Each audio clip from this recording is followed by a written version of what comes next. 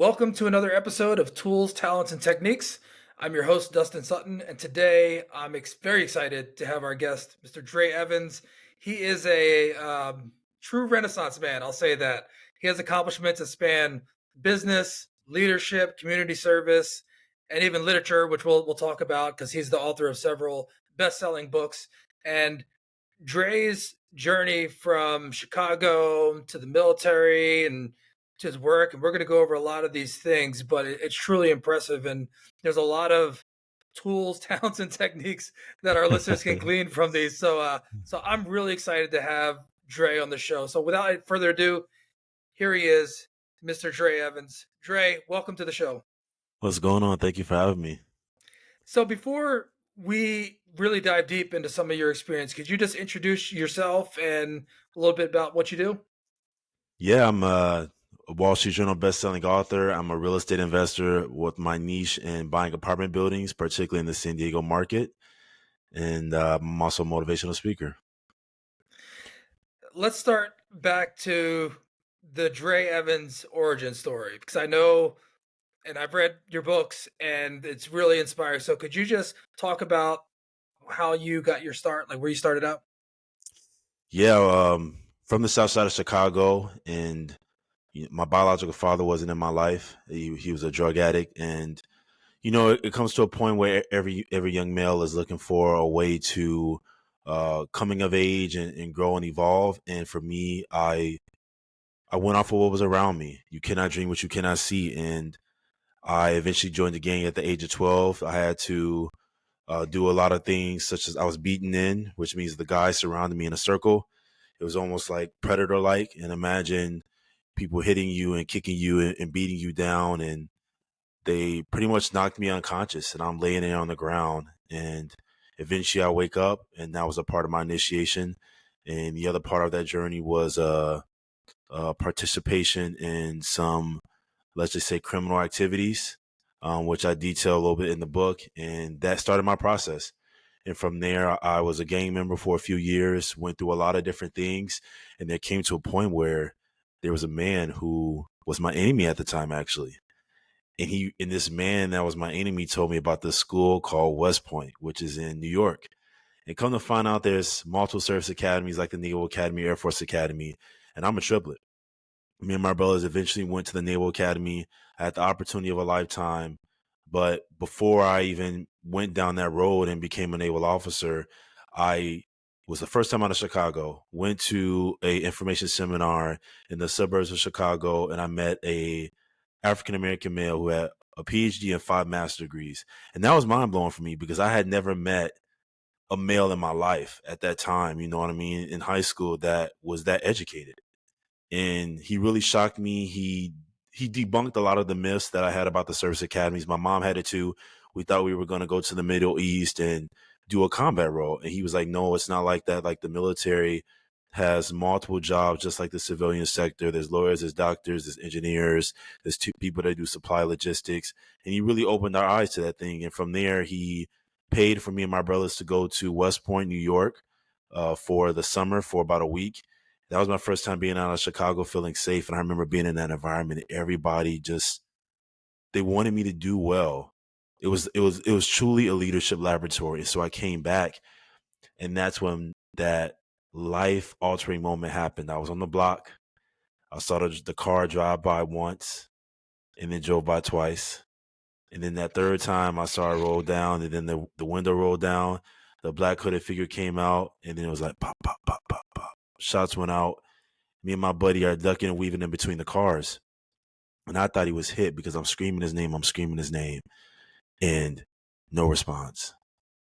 And then I'm looking under the cars, and I'm looking for his feet. I don't see his feet. So eventually, towards the back, I feel his feet, and he's leaning against the car. And then my heart sinks in. I'm like, oh my God, did he get shot? And thankfully, he was sitting there crying. He didn't get shot. But just the prior day, his mother had told him about getting out of that game environment. So that was my pivot point. I confronted the gang. It was a risk. They could have killed me. They could have done other things to me, but I looked at it as just like anything in life. And I think that's why I'm aggressive in business. And we could touch on this later if you want, but it's a risk not to take a risk. Yeah. And I knew that either I'll be in the same situation and be killed, or be in prison, or take that risk and confront the gang and get out and have the opportunity of a lifetime. And so I seized it. I grabbed it by the horns, left. Obviously, I didn't go to West Point. I chose the Naval Academy instead. Did my time there, did my commitment that brought me out to San Diego.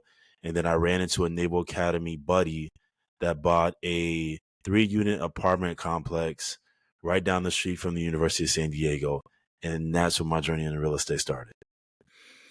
I want to go back to what you originally stated, and like how you were making these decisions and these people that were coming into your life at a young age. Once you became exposed to life outside of Chicago, or at least the neighborhood that you were in Chicago, how did you process that information? Because, like you said, it's a shock. It's I can't believe like it's a new world for you. Can you remember? Can you recall how you actually went about like making your decisions after that point? Was it a very intentional with the way you started making different decisions?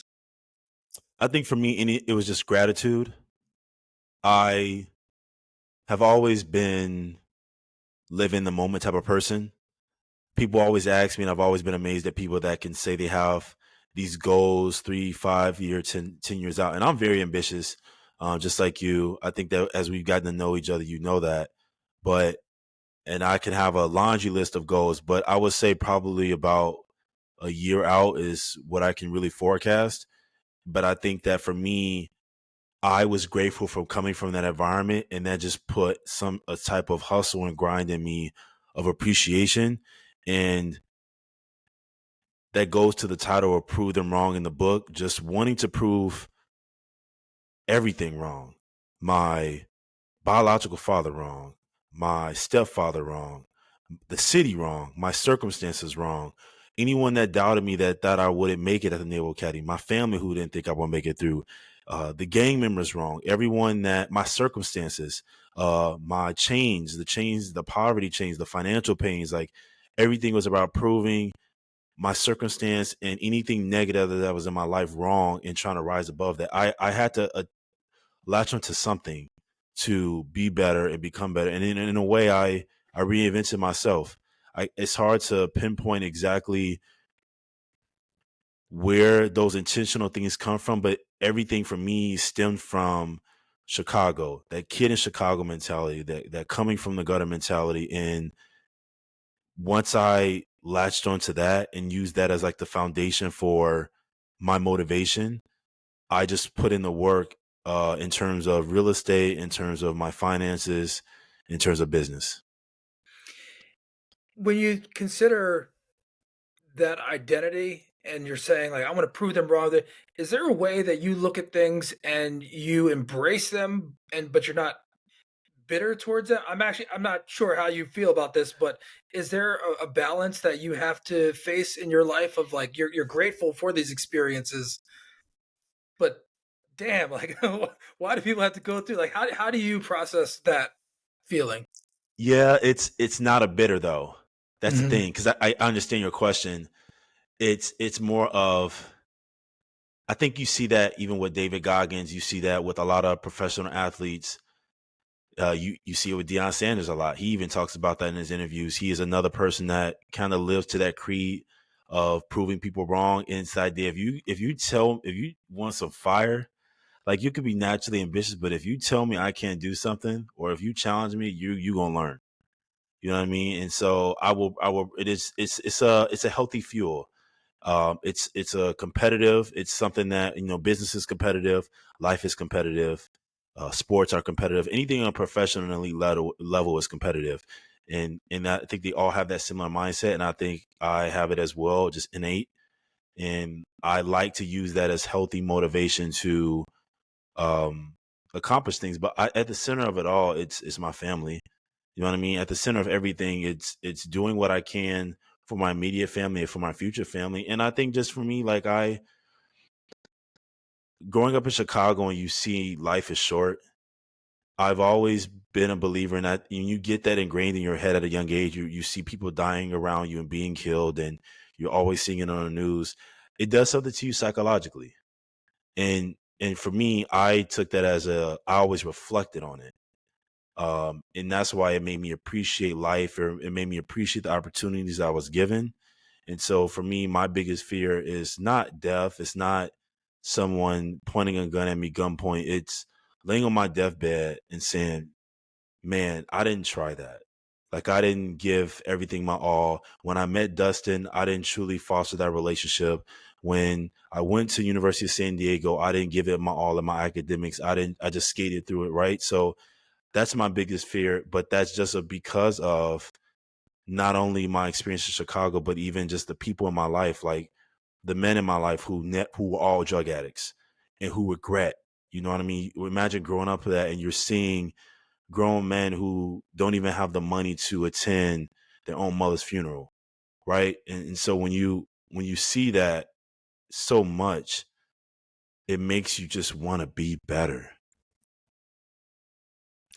For some people, it does.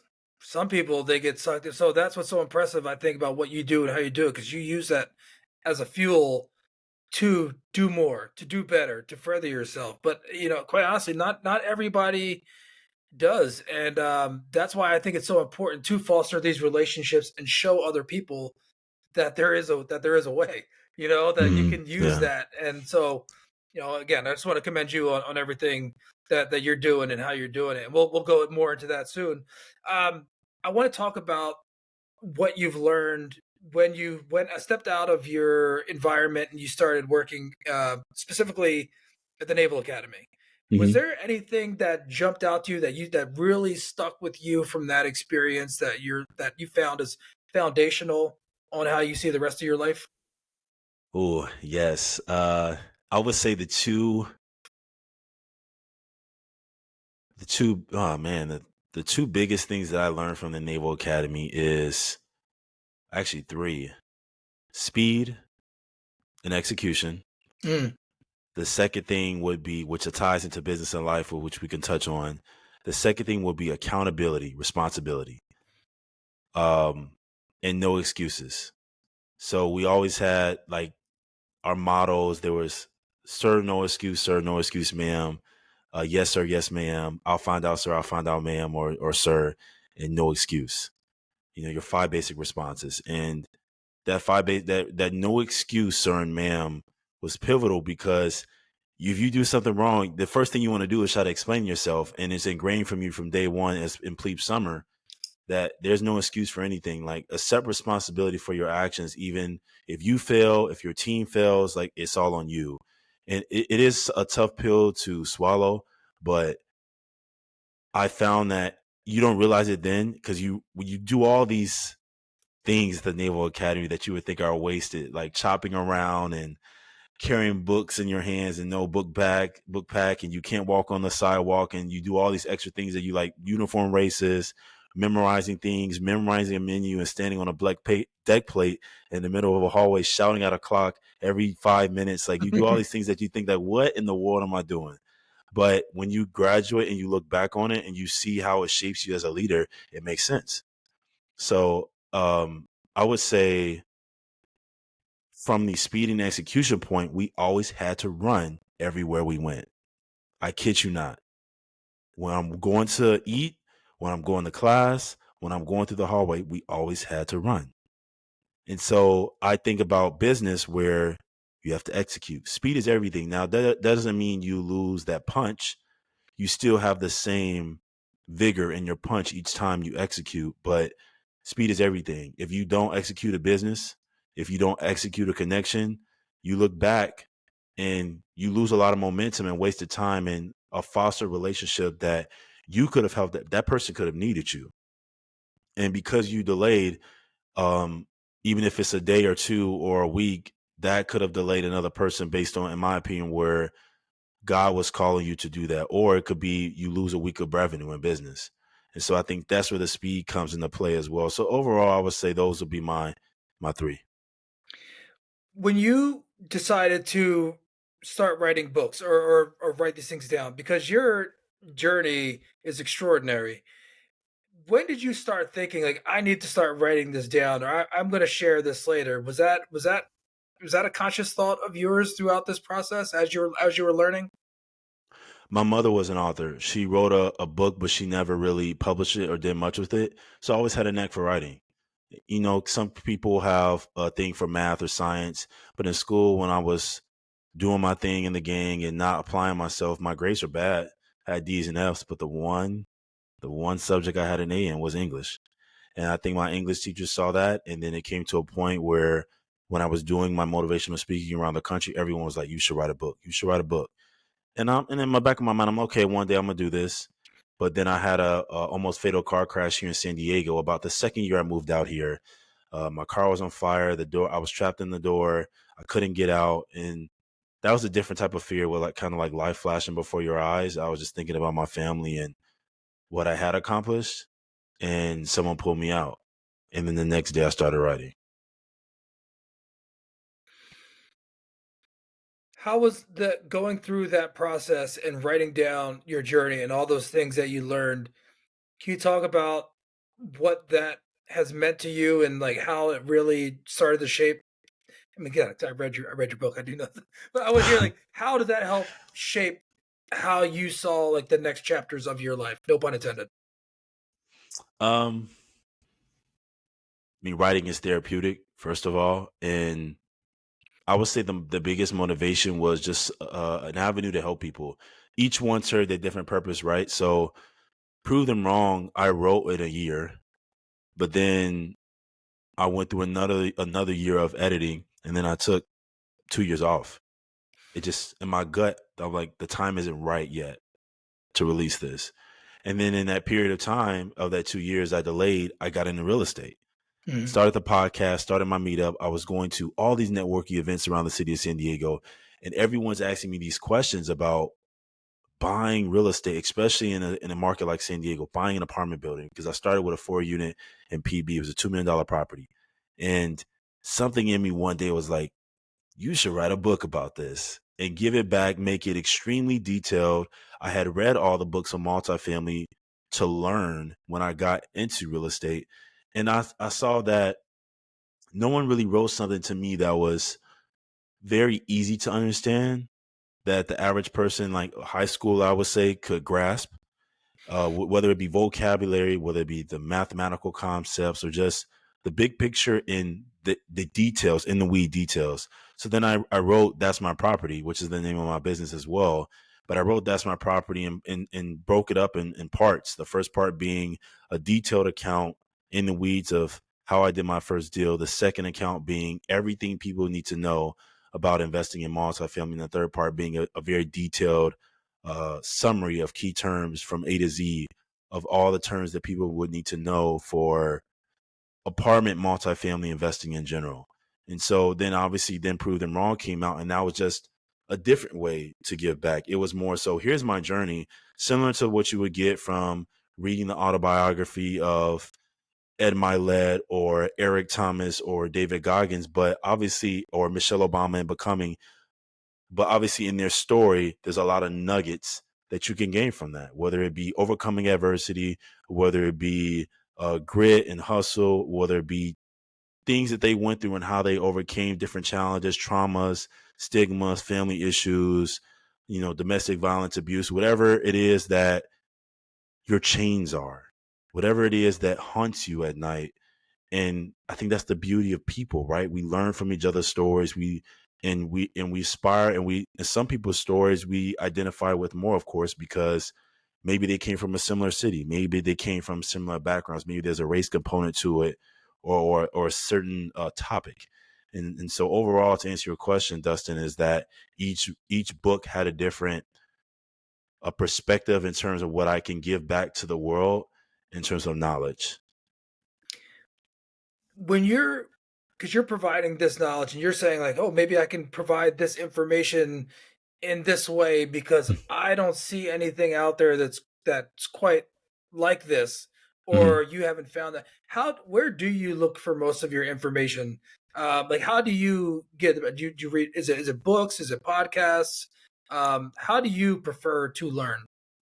I am a big reader. I love to read. I have a huge bookshelf in my place, but I also do like podcasts as well. I listen to a lot of podcasts and audiobooks while I'm working out.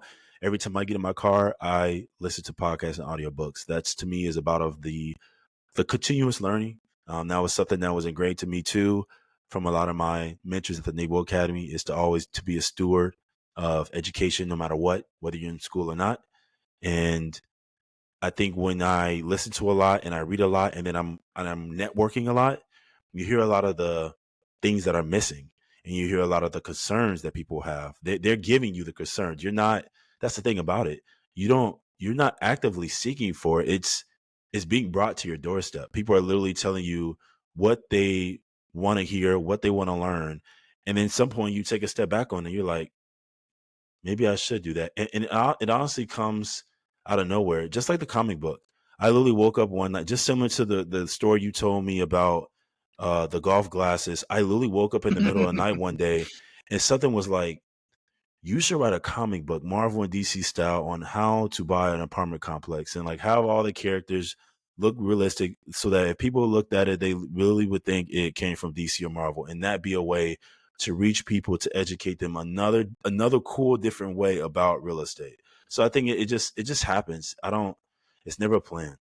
Yeah, and you know that is very similar to what you say. Like you can't be what you can't see, Hmm. and if people don't even know that that's a thing, or real estate investment, multifamily investing, that's not they don't know it's a thing.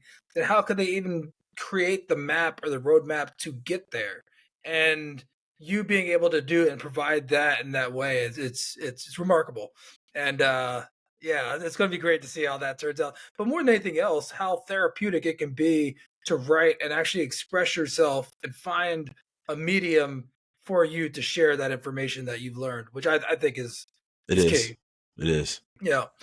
I want to talk also about how you blend all these different areas of your life together. Like, how do you balance? Maybe not balance is a good word, but how do you juggle? How do you figure I want to spend this amount of time on the comic, this amount of time on my multifamily business, this amount on the podcast. Like you're a multi hyphenate person. Uh, how do you balance all of these things? Mm, I think that when you have a call, you just make it work. I feel like I get up every day and I'm just running around. I mean, back to my Naval Academy days, I'm just running. I just get up and run. That's pretty much what I do. Yeah. But I think that you work on things in the moment of what you're supposed to do. So, for example, we released it was a 3 books in a span of year and a half, 2 years, and so this past year I took a year off. I said, hey, I'm not going to do any writing whatsoever, and I'm going to focus solely on real estate. And it ebbs and flows that way, and you'll still have deals that come along. It just your business growth in real estate just might not be as rampant. But then I find myself in 2024, I'm going to get back into writing. Now, am I going to release multiple books in one year like I did the previous year or so? No, probably No. not. But you I gotta think learn you that gotta learn from some of those things. you Like, gotta ah, learn too some of those much. things. Yeah, yeah, but because that can really drain you, which is why I took the year off. But I see myself doing a lot more, still being more aggressive this year, especially where the market's heading right now, and with interest rates dropping back down. So I'll be very bullish on real estate, but at the same time, I'll just be working on one book or Mm, two. But the thing is, there are two that are already written that I didn't release yet. mm. So it probably will feel like I wrote multiple books in a year, but I'll just pump them out because they were already done. But they were just on standby, and I'll just release those and just continue to do real estate. I think overall, you block in the time. So I get up at 3 4 a.m. I usually use that time to read or work on or do writing or go to the gym, depending on how my schedule's looking or what goals or motivations I have for that week or that month. And from there, if you time block and you give a little attention to the business and your books and everything every day, your connections, your network, you will find that in a month and then in 2 months and then in half the year, you've accomplished quite a bit. So I found that's really what works best for me is time blocking everything and putting a little bit, even if it's 10 minutes a day, to what you're trying to accomplish. When you mentioned that doing so much and the lessons that you learned with those books, and now you go back and you're like, okay, I'm not going to do this. I'm going to do it like this. I'm going to focus my attention on you learn lessons and then you implement them back. Mhm. So my question, more of a high level question, for somebody in the inner city, let's say there's somebody out there who's 10, 11, 12 years old, Mhm. and you get to talk to them about how to start their map, or even like what advice would you give to your own self at that age, knowing what you know now? Are there any like big lessons that you would say, do X, Y, or Z, or if you do this, and that, and you'll make the biggest progress? Are there any like high level items like that? That's a If big question. That's a big question. that is a big question. If I was speaking to my 12-year-old self, I would tell my 12-year-old self to first get my finances in order. I would have learned how to budget then sooner. I think Hmm. that would have been the foundation to everything too, because once you get that in order, whether you do business or not, financial literacy is key. Especially in our community as a minority, which I think is just it's more rare. So I would say that I would have done that a whole lot sooner. I would have taken reading more serious. I think a lot of youth, think books are dumb and they kind of don't really read like that. But had I known the power of reading, I wish someone would have told me that, and I would have started reading at 12 years old for sure. I definitely would have done that. Is there a specific genre or type of author that you would suggest for their 12-year-old self to read?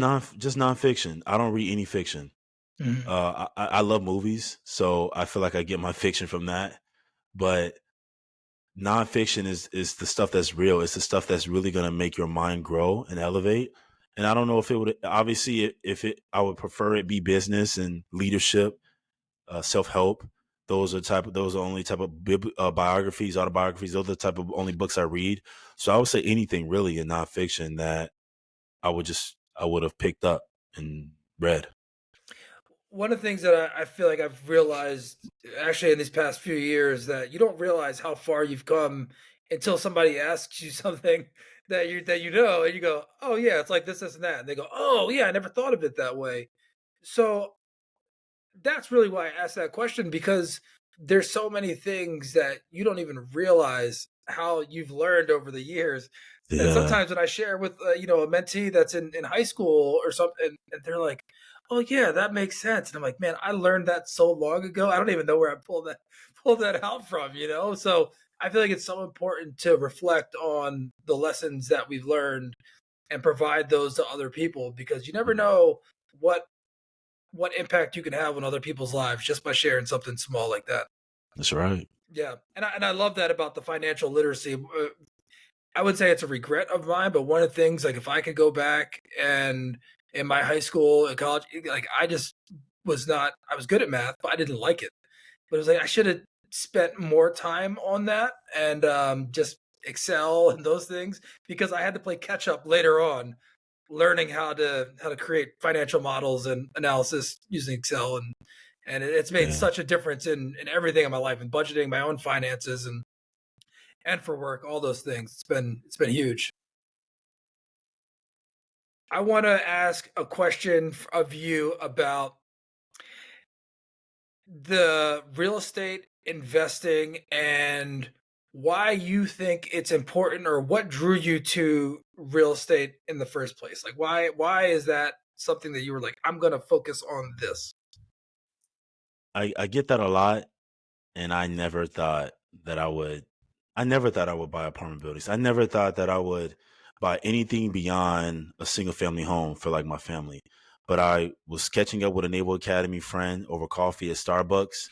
Actually, the same Starbucks that was right down the street from Linda Vista USD campus. And I'm telling him, I'm catching up with him. I'm venting about the stuff that's going on in Chicago with my family and with my mom and just how tough it's been. And I'm like, man, until I released this book, and I was speaking of Prove Them Wrong at the time, I was in the editing phase that second year. And I'm like, until this comes out, like, I don't know how I'm going to make my family financially free or provide for my mom and get her out the rat race. And that's when he said that phrase, you should buy a multifamily. And that that sentence, that changed my life. I didn't know what a multifamily was. Obviously, I eventually learned that it's another word for apartment building. But he's describing it to me. He's describing it to me. I'm just not getting it. Like I don't get it. And so eventually he takes me to his 3 unit down the street. I'm looking at it. I'm like, okay, I kind of understand more, but like I still don't get how this is possible. And I'm like, I also don't have $1 million. So we're in San Diego. This is not for me. And so he eventually takes me to his like living room office and sits down with me for a good hour, pulls up LoopNet, pulls up the MLX, Crexy, and he's showing me a bunch of properties in San Diego. And he showed me some rough things on basically how do you underwrite or analyze these deals and how the numbers work. And I remember walking away just like mind blown. He, if you let him tell the story, he later recants that he thought he scared me away. But I think I was just so like shocked. You know what I mean? That someone could do that. And that kid from Chicago mentality, I just couldn't believe. I don't know, maybe that I was worthy of being able to do that at the time because no one in my family had done something like that. Like even had the idea to think of that. Like I never thought that. You know what I mean? Like it wasn't even a goal. It wasn't even an option on the table. But to have someone say that to you and then show you, then you're like, well, what if? And so that's when I pondered that if, and I reflected on that if a lot. And so then that's when I went hunting. Started reading all the books I can on multifamily, listening to all the podcasts I could on multifamily, audiobooks, YouTube, you name it. I started signing up to all the network events in San Diego. I went to every single one. I had lunch with every single president. I put myself out there, and I remember shortly after that, I'm like, now it's go time. Time to go, time to eat. So pulled up the MLS, pulled up Crexy, pulled up LoopNet, and I started researching, looking at properties all around the city. I started noticing trends. And the first property that finally fit the deal was a 4 unit in Mission Hills. It was $1.4 million. And I got the counter. I could have went under escrow. I had some foundation issues. Had a beautiful view though. Overlooked the airport. It's an amazing view right on top of a hill. But something in my gut was like, don't accept that. Like, just wait. So I waited. I didn't respond back. And again, something in one day was like, just remove the cap, remove the loan limit. So I did. And all these more properties came up, 2 million, 3 million, 4 million. And I underwrote that. Because I noticed that there's a lot of multifamily in San Diego. That's the bread and butter. That's the backbone of real estate here. But a lot of the units were 1-1s. And even in a market like San Diego, in a submarket with like La Jolla or Pacific Beach or whatnot, even Del Mar, wherever you want to call it, even the high-end income areas, you can only get so much for a 1-1. And the numbers just didn't work. I mean, I was just like a couple thousand negative when I was trying to run, even with the income with the units. I'm like, man, I can't. This is not working. And so when I removed the cap, I noticed that the more like 1.7, 2 million ish properties, the numbers really started making sense. And so that is how I fell into contract with the 4 unit in PB. They were all 2-bedroom, 2-bath. They were townhome style. They were individually parceled, so I could also sell the condos individually. I had 2 storage sheds in the back, 2 parking spaces for each one. I had a huge lot in the back. I had a huge front patio. So in the front with the jacuzzi, hot tub, everything else, it was a gym. And so I eventually moved forward with that property. It cash flow from day one, which I know it's insane. It was cash flowing a couple $100 when I bought it. And now I've been able to grow it. So now I probably make about $4,000 a month. And that was my first deal in San Diego. That's amazing. How when you pulled the trigger on like that first deal, and when you said like, oh, it's go time, I'm doing it. Walk me through that decision. Did you go for a walk? Did you go to the gym? Did I like was what? actually I was actually at the gym.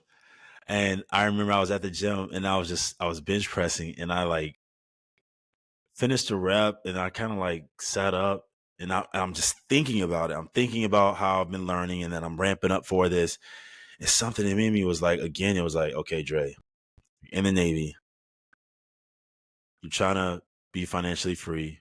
You got to do something different. The Navy is not going to get you there. Nobody in your family is going to give it to you. Nobody's going to just walk up to you at the gym and say, here's a couple $100,000. Here's your check to be financially free.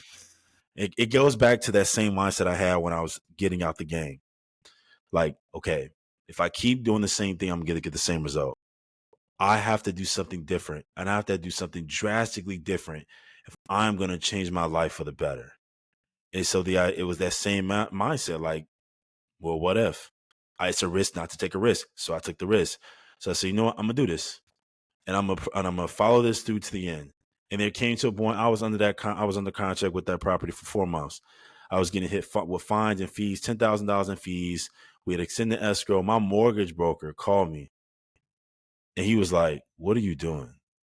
He's like, "It's not you. You got your EMD up, which is 20 grand. You already got 10 grand in fees because you had to extend, and then $100 every business day after that just to stay in escrow for the additional days." He was like, "What are you gonna?" Now you're point you're losing money. He was like, if this deal doesn't go through, like you're gonna lose a lot of money. He's like, is it worth it? And then I remember thinking about it, and I was like, it's worth it, because if I do this deal, even those fines, they don't mean nothing. Someone's gonna pay that mortgage, and I'm gonna have a net worth of $2 million. That one deal, I don't have to work. I don't have to do anything. If I just hold that, that will forever change my life and my future family's life. And that will open the eyes of my family. That's the biggest thing. When they see it, that will forever change their mindset on what's possible, on accomplishing their dreams and what they think is financially possible. And I'm so glad that I stuck to that, because I had everyone. My mom told me not to do it. My stepdad told me not to do it. My brothers told me not to do it. They're like, this $2 million, that's too much. But same thing, I was like, I got to stick to it. Like, I've been through worse. I've been through this feeling before. I'm going to stick it through. And I'm so glad I did. So that feeling of being nervous, being excited, being whatever that is there, you compared that, like, you know what the feelings before of, like, the getting out of the gang and making that decision. Does it become easier for you to look at situation, like, are you able to label those feelings in a different way? Like, how do you look at decision making after that experience? In a way, it never becomes easier. That's the thing, because when you're constantly elevating to the next part of your life, you're gonna always have that same feeling. So let's say you buy your first property, or you do another venture. No matter what, when you write a book, same feeling. When you buy another property, same feeling. What if I fail? When you do something else, if you start another business, same feeling. And that always creeps in. But again, you're at that same point, like, do I make a decision? Because that's the thing about life, right? Like, you could keep doing the same thing and have some success, but like, that goes back to the deathbed concept. That goes back to the regret. And that also, and again, it's ingrained from you from childhood. So I just don't want to look back and be like, well, I did well, but did I really pursue that dream that I wanted? Did I really pursue what I knew I wanted to do? Did I really go after did I give it my all? And when I every time I think about that, that's what checks me. That Hmm. that is what centers me, and like, well, you know the answer. You know that everyone knows the answer. Like, that's the thing. Like, you know what you're supposed to do. You know if you're not giving it, and I think that it gets harder because everyone, like, you have all these gurus who's got social media, and everyone is so quick to be like, oh, you need this amount of sleep, or, oh, like, they make excuses for so much stuff, like why you have to do this and why you have to do that. They try to normalize, and I'm like, no, like, end of the day is discipline. Like, if I told everybody, just like getting up, everyone's like, oh, I can never get up at 3, 4 a.m. If I told y'all to meet me at McDonald's on the corner and said, I'll give everybody that meet me on the corner $100,000, all of y'all will be there at 3 a.m. But it's so that's it goes to show that, like, people don't have anything, they don't have a fire, they don't have a motivation, they don't have a why, they don't have anything that gets them out of bed to make them want to do it. It could be a person, it could be your mom, it could be your kids, it could be your wife or a significant other, something, or just wanting to be better.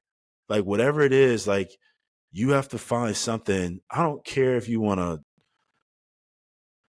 develop coloring books. Like I don't care what the goal is, you know what I mean? Or if you want to be the best janitor in the world, whatever it is, like you got to figure out what it is that you want to do and let that drive you every single day. You know what I mean? And it reminds me of what you said when we were getting coffee. You said you couldn't sleep. You woke up in the middle of the night and you like, you know what? I got to do this golf thing. I got to develop these glasses. You know what I mean? And it's just something in you that you can't explain, but but there's probably something deeper there that drives it beyond that. It might be your wife. You know what I mean? So whatever it is, it's being able to identify that and let that fuel you, and not making an excuse for it. Mhm. I'm always looking for reasons for like why do I do this? And it comes down to accountability too. Like I don't want to look back and be like make any excuses or anything. Like I like to try things and try to push things further and make things better. Like that's I just really enjoy doing it, and I know I like to do it. But one of the things that you just said is like giving it your all. And what does that look like? I feel like in my experience, I think we all work through some of these things in our lives, but like, what does it look like to go all the way with something? And do you have to go all the way with that one thing? Because do you tie your identity to that thing? Or like are you sure that's what you want? Right. But I think what you're saying is so key is that there's at some point, and who knows what it is that it tips over into, yeah, I don't know what it is, why I wake up in the morning and like, yeah, I gotta do this. I gotta do this. But finding that thing, that what that tipping point is to push you forward is something that I find so fascinating. And looking at why people do certain things. It's remarkable. It's something I think you don't. You can sometimes you do know the destination, but sometimes you don't. You might think that you might find that you're going this one direction, but then that opens another door somewhere else. Mhm. So it's not about having it all figured out. It really isn't. I would say most of the time I don't have it figured out. But at some point in that process, because you're giving it all and you're taking advantage of every connection you have, you're taking advantage of every opportunity you have, you're getting up with discipline and a sense of purpose, that ultimately will lead you where you need to be through whatever avenue and whatever path that is. And I think it comes down to like, it's just pain. Like there's two types of pain, the pain and discipline or pain and regret. Which will you choose? Two types of pain. So pick the one you want. At the end of the day, everyone has to face it.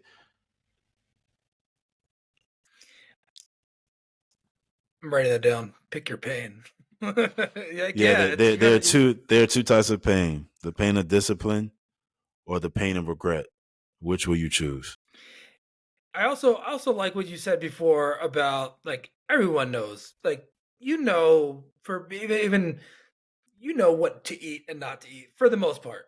Hmm. You know that you shouldn't be eating those extra slices of cake.